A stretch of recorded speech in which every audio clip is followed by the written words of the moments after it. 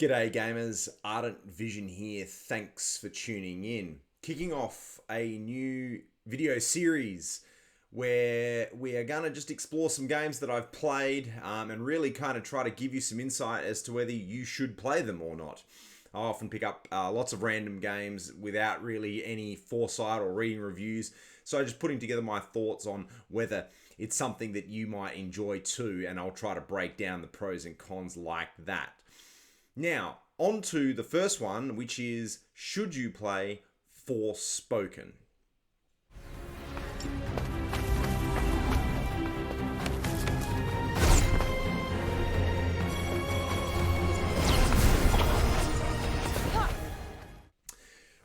So getting into it, guys, I picked up Forspoken on PS5 probably a month or so after release. An interesting game. We're going to break down a couple of different sections there. We'll start with the general implementation of the game and the performance. So kind of the tech side of it. So this is a PS5 game, which means we're dealing with typically performance mode or fidelity mode. Don't get me started on this with PS5. I hate that you can't just run games on the PS5 at like 60 frames and have, high resolution. Some games implemented better than others, obviously, but I do feel that we were let down in the PS5 in this area, especially because I'm a PC gamer as well. But getting into Forspoken specifically, one of the biggest things, and one of the things holding this game back a bit, is definitely going to be the quality of the visuals in performance mode. Now, this is a game that's really based upon a lot of fast traversal, fast combat, so you're going to want to get those extra frames. I typically play PS5 games on fidelity mode and just deal with the lower frames, but you cannot get away with that in Forspoken. The challenge being is when you do enable performance mode, it just doesn't really look that great. So this is probably one of the largest negatives, and I will touch on that as we go through. A positive is the implementation of the haptic feedback. Great controls. You get some lights being affected on the controller as well, depending on the different experience in the game. And it has a good feel. The triggers are being implemented, good vibration, things like that. And then also, flowing on from that, I think the control scheme is generally easy to pick up in this game. There is a lot of switching between spells and spell sets, so I'll go over that as well. But generally speaking, the control system is pretty well implemented, and even the in-game menus and that aren't terrible. So I think, it gets a pass in these areas apart from the performance. So then going on to story and characters. Is on Cuff's hands.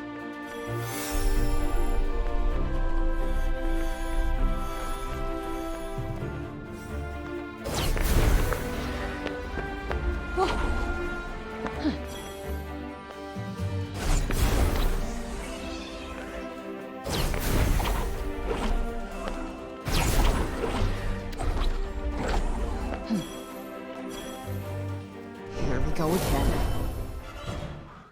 So without giving away any spoilers, Forspoken, you play as Frey, who is a New Yorker who gets basically sucked into a new parallel world, or an alternate world filled with magic and mystery. Nothing really unusual about this type of thing. It's a pretty common protagonist style arrangement. Look, Frey is an interesting character in that she is, comes with that sort of cliche attitude. Now, I do think it's kind of implemented pretty well, and for the most part, it's tolerable. There was a lot of flack online in some of the early kind of reviews around this that Frey had a lot of this really cringy and needless dialogue. You have a companion in this game called Cuff, or she dubs it Cuff, which is essentially a cuff around her wrist, who has an entity in it, who's her companion, and she communicates with Cuff continuously throughout the entire game, while you're playing the game, while you're in combat. Now, some of this communication is kind of entertaining and maybe even a little funny. it's repetitive. It goes on and she repeats the same sort of dialogue often. So you will find that it can grate on you a little bit. It doesn't really warrant the flack that it got online, but it can get a bit old as you play through. The general story, Frey is here to save the world, and I'm not going to give any spoilers. There's this kind of sequence of enemies called the Tanters, who do have a tie into the story and into Frey as well. You essentially are saving this world from the Tanters and their rule. There is a bit of a backstory about why they are there and what they are doing and what damage they're causing. Other than that, this is the typical run-of-the-mill sort of story, good guy save the world type scenario with a bit of attitude thrown in. It is I completed this game in sub 20-hour campaign. It is an open world, and we'll go on to that as well, but this is a good thing. If you want to just be able to pick this game up and kind of breeze through it without spending, 30, 50 hours kind of grinding it out, you can absolutely do so. I'm sure there's a lot more content in the game if you're going to grab all the side quests and really fully explore the world and get all the collectibles and so forth. But if you're after something that you can knock out, in under 20, probably even under 15, really, hours, if you don't focus too much on other stuff, then it's a decent length campaign. Bunch of side quests, bunch of collectibles and these sorts of things in here. Generally, though, speaking, story it's a bit of a mid story for me there. So then moving on to combat and the world. Now, okay.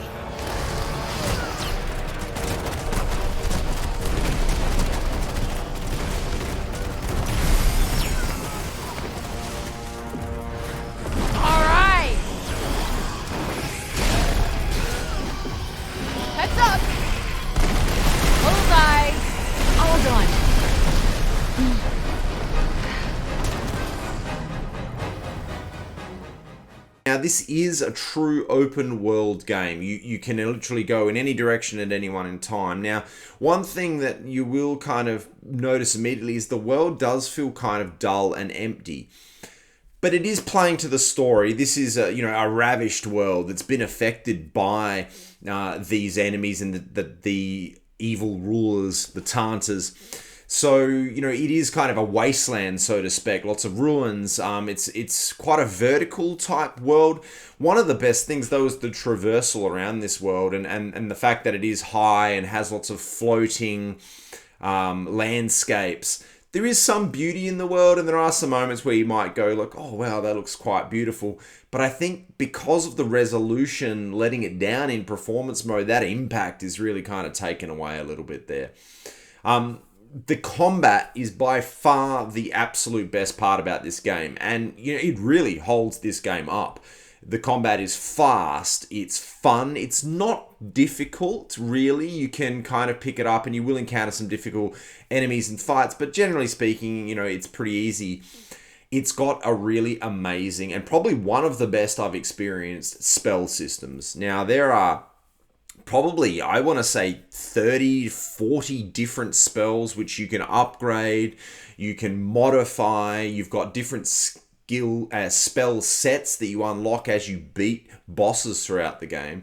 And these spell sets work lovely together. You can really get some awesome combos happening. You can switch between them quite fluidly and quite quickly.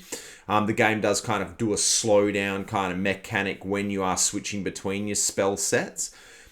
This is a lot of fun. This is really what kept me playing the game, is just like blitzing through and having this kind of high-speed traversal mixed in with really flashy spell-based combat.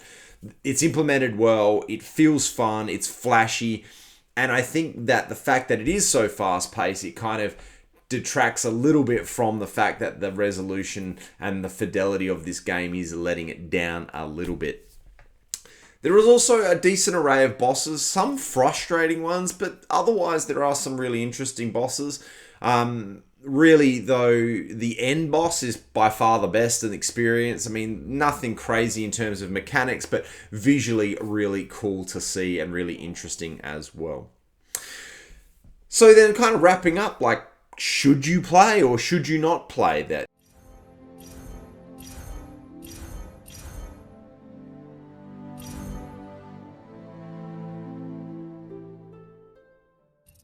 get this game. So rather than kind of say yes or no either way, let's kind of just give you some ideas of really the types of players that would like to play this game and the types of players that would not like to play this game. So it's a yes, you should play if you really are after like fast-paced combat with a huge library of spells to draw from. It does take some time to unlock the spells. You have to progress through the game to be able to get access to them all. But the fluidity of the combat and that traversal around the world, if you enjoy that and you're seeking that in a game, then you absolutely should play this just for that alone, even if you don't finish the campaign. It's a yes, you should play if you're after a bit of a short campaign. It doesn't drag out. If you just want to make a beeline for the main quest, you can knock it over pretty quickly. I think under sub 15 hours, sub 20 hours is a really great length for a campaign like this. And, you can dip your toes in, experience the fun and combat without really dragging yourself into a really lengthy campaign. So it's definitely a yes, you should play for those reasons. It's going to be a no. I would let this one pass if you can't tolerate sort of average looking graphics when playing in performance mode. You're going to want to play this in performance mode and it doesn't look great. If that's a real kind of drag on you and you're not the type of gamer that can tolerate that, then you probably should give this a pass. Look, I think the story is mid, and the characters are mid. There's some originality there, but it's going to be a no if you're after some really unique and in-depth characters with a unique story. This is cookie-cutter style story and protagonist here. Frey has some moments of interest, otherwise she's pretty forgettable. And no if you're after a really vibrant and alive open world. This game has probably one of the most sparse and barren open worlds. It is open world. It does tick the open world box, and the traversal and freedom to explore that world is great, but it is very bland in color, in scope, in detail, and in general life. So, if that's a drawback for you and you're not after that type of open world experience, then I would say give it a pass as well. So there you go, guys. That's my should you play take on Forspoken on PS5. Hope it was useful. Chat soon.